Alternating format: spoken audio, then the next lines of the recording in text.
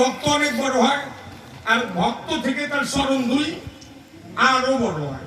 তাহলে আমরা ভগবানকে কি ডাকা লাগবে বলেন? ভক্তদেরকে ভগবান ডাকা লাগবে হিসাবে তো ভগবানই ভক্তদের ডাকবে, তাই না? কি করে হিসাবে তো তাই দাঁড়ায়। ভগবান যেহেতু বলেছে আমার হতে নাম বড়, নাম হতে ভক্ত বড়, আর ভক্ত হতে ভক্তের চরণ ধুলে আরো বড়। তাহলে ভগবানের থেকে ভক্ত যদি বড় হয়, তাহলে ভক্ত ভগবানকে ডাকবে কেন? ভগবানই তো ভক্তকে ডাকবে, এটা হিসাবে কয়, তাই না? হ্যাঁ, ঠিক তাই, এইটাই সত্য।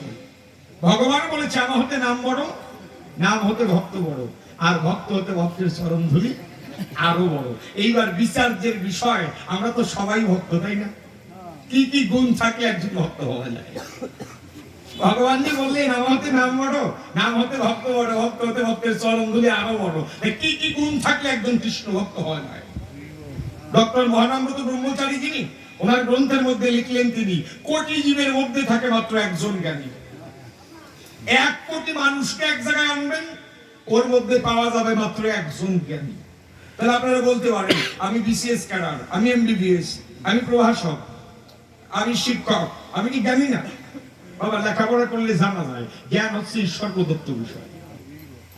লেখাপড়া করেছেন, জানেন অনেক কিছু, কিন্তু জ্ঞানটা হচ্ছে ঈশ্বর প্রদত্ত বিষয়।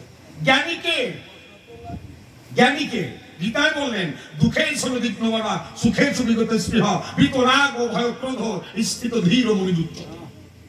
তিনটাবে দুঃখ এলেও যার মন উদ্বিগ্ন হয় না, যিনি কাম ক্রোধ ভয় লোভ থেকে মুক্ত, তিনি স্থিত ধীর, মানে তিনি প্রকৃত জ্ঞানী। আর একটু সোজা করে বুঝাই, দেখেন গীতায় লেখা আছে বাসান্তি জি ন্যায় যথা বিহায় নবানী গৃহনাথী নরহ পরাণী তথা শরীরানী বিহায় জি না ন্যায় নারী সংজাতি নবানী দেহি।